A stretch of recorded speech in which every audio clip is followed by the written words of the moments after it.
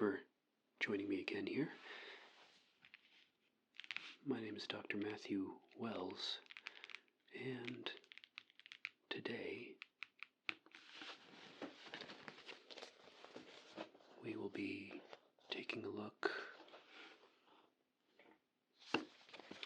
at SCP-1762, Object Class Safe.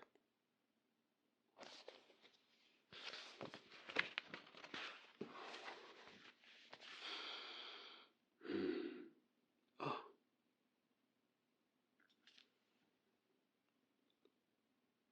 Forgive me, Object Class neutralized.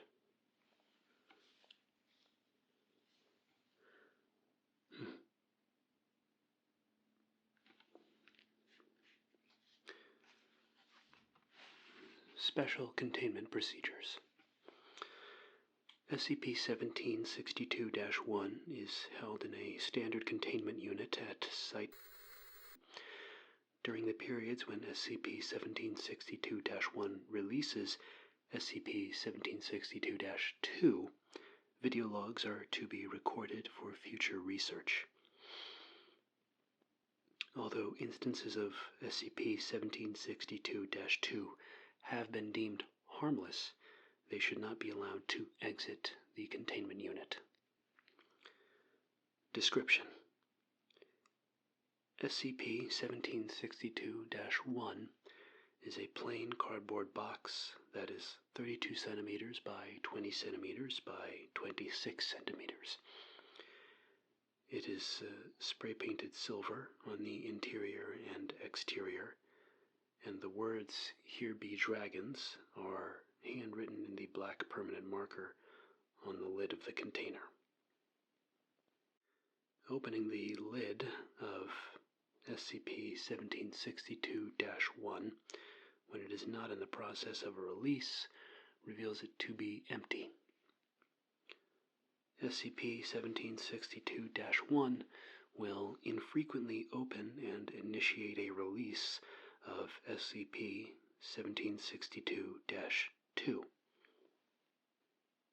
During this time, the box will briefly emit a large amount of black smoke that quickly dissipates. It takes an average of 20 seconds for SCP-1762-2 to emerge after the smoke clears. SCP-1762-2 is the collective term applied to the beings that emerge from SCP-1762-1. All instances of SCP-1762-2 bear resemblance to various types of dragons in both Eastern and Western depictions, albeit in forms similar to that of origami models. Analysis of SCP-1762-2 reveals that they are composed of kami paper. After exiting SCP-1762-1, instances of SCP-1762-2 will fly together in large groups and interact playfully with any nearby personnel and each other. SCP-1762-2 vary in length from 9 to 30 centimeters. All are capable of sustained flight once they exit SCP-1762-1 and have been recorded attaining speeds of 15 kilometers an hour. The number of SCP-1762-2 varies with each opening of SCP-1762-1, with numbers ranging from 50 to over 400.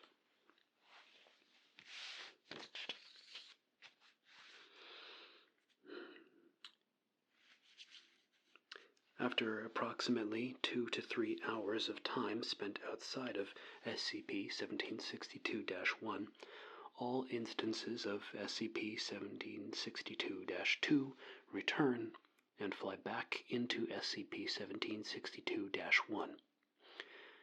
During this time, SCP-1762-1 will once again begin emitting smoke.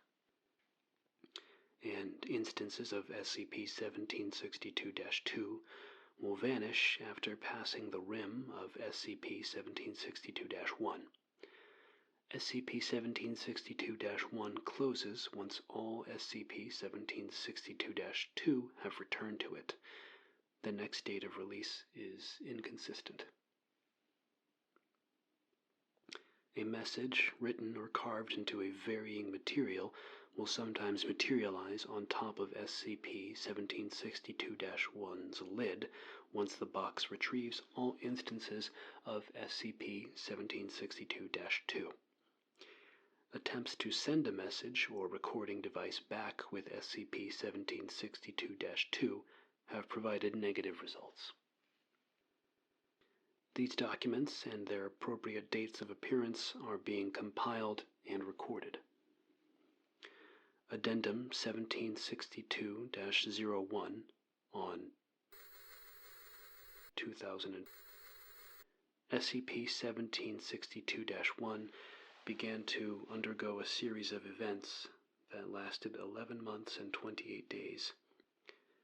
These events, as well as prior incidents that led up to the beginning of the scenario, have now been classified under the title the Jabberwocky Event. Document 1762-1, date obtained, 2004. This is the first recorded instance of SCP-1762-1 opening while contained at site. You have found us. Thank you. It has been so long since we last saw each other, friends. The peace has been upheld. The giants and behemoths have kept their word, and have not caused any trouble since you last came and gave the order. We missed your company. How has your family been? Do you still know how to work your room? You are welcome to visit any time. Document 1762-4, date obtained, 2004. It's strange to see how much your world has changed. It is even stranger to see how we now appear in this place. In fantasy, we are much bigger. Or maybe you've grown taller? Fantasy is still the same. We hope you can visit us like you used to. Though our room is as grand as ever, it appears yours has shrunken. We do not understand. The rooms were supposed to be maintained, as was our agreement. Please restore the belief. Document 1762-6, date obtained, 2005. Only 20 instances of SCP-1762-2 appeared during this event. Said instances did not lift off and instead walked slowly on foot for the whole period they were out of SCP-1762-1. Friends, we apologize for our few numbers. We have had to remain in fantasy for quite some time. The others are growing impatient. We are trying to keep the peace, but please, for all of our happiness, repair the room quickly. We know you are trying. Your family is the most imaginative of us all. Document 1762-14, date obtained, 2000. Along with 10 instances of SCP-1762-2 appearing, 3 balls of yellow, crumpled construction paper were expelled from SCP-1762-1. These pieces were observed to shake violently for 5 seconds, then ceased all further movement. They were picked up by SCP-1762-2 and returned to SCP-1762-1. The giants were foolish. Your room was not ready to accept them yet. We're sorry, friends. We hope that we can still see you, but time is growing short for our happiness. Document 1762-15. Date obtained 20. 5 instances of SCP-1762-2 emerged carrying said document. They immediately returned to SCP-1762-1 after depositing it on the floor. Tensions are rising. Fantasy is becoming darker. We, the serpents and the hybrids, are furiously trying to hold them back. But the giants and elves wish to strike and make an entrance. They say that your family has grown stupid and ignorant. We hope this is untrue. It would sadden us all greatly to know that you have forgotten. Document 1762-16. Date obtained 20. A single red instance of SCP-1762-2 emerged from SCP-1762-1.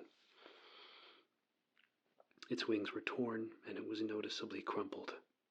It collapsed onto the floor 1 minute later and did not move again. Upon its expiration, the body of SCP-1762-2 rapidly unfolded and revealed a message written on the white side of the paper. War. Goodbye, friends. 2 hours later, SCP-1762-1 opened and emitted flames that reached 2 meters in height and temperatures of 17,000 degrees Celsius. Sounds of distant roaring were heard from within SCP-1762-1. At 2000 hours, a large amount of torn paper pieces and paper balls were ejected from SCP-1762-1.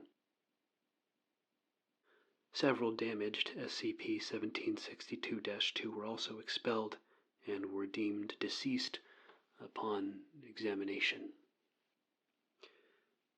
SCP-1762-1 continued to sporadically open and close for the next 6 weeks. During this time, it continued to emit fire as the amount of paper discharged from it steadily decreased. Matter resembling muscle and tissue was continuously expelled from SCP-1762-1 at increasing frequency. SCP-1762-1 remained closed and inactive for 7 months. Document 1762-16. Date obtained 20. This document was discovered lying inside the interior of SCP-1762-1. It was written on parchment, and many of the words have been blurred or stained with blood. Are you still out there, friends? We miss you dearly. Fantasy is no longer safe. Our haven, your beautiful creation, is gone. The giants are dead. The centaurs are dead. The birds have fled. We are going to bury your room. We cannot risk hurting you. This is our goodbye. Maybe one day your family can build another room. This may be a hollow hope, but we will cherish this thought.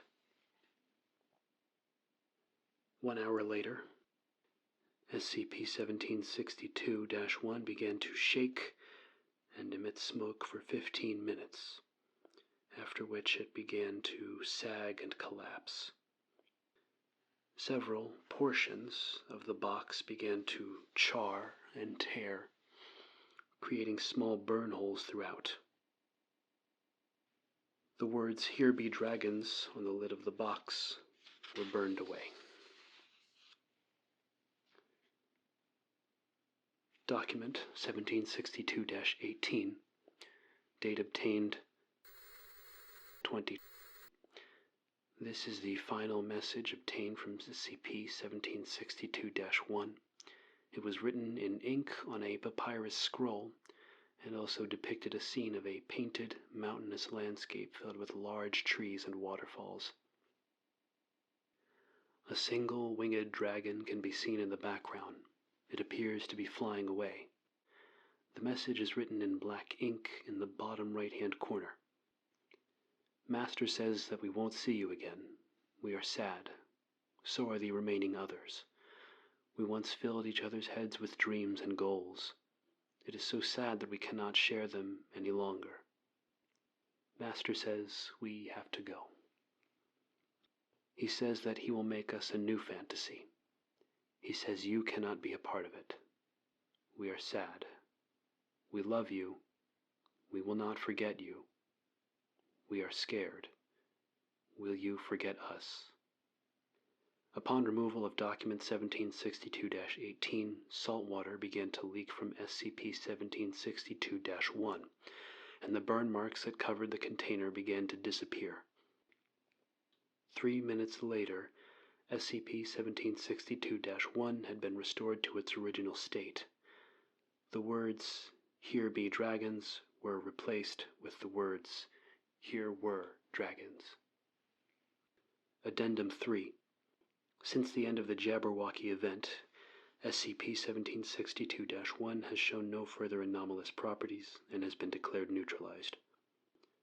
SCP-1762-1 and 3 deceased instances of SCP-1762-2 now reside in researcher Yoshihiro Takanaka's office for commemorative purposes.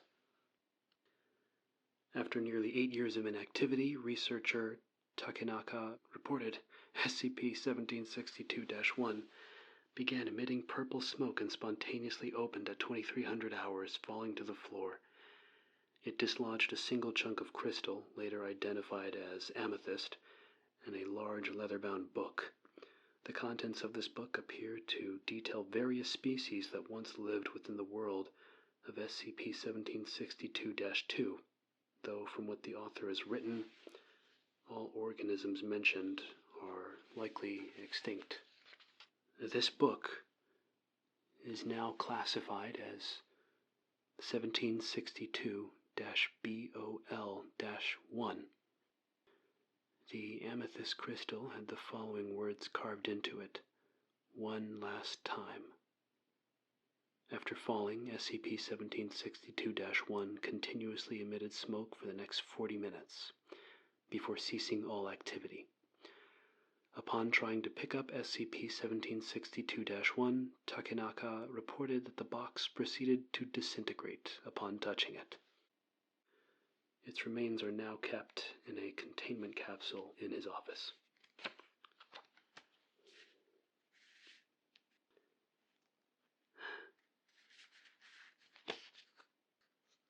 You'll have to forgive me. I was not previously aware of the addendums and expansions added to this entry. Last I knew of it, it was not object class neutralized. That will conclude our session for today.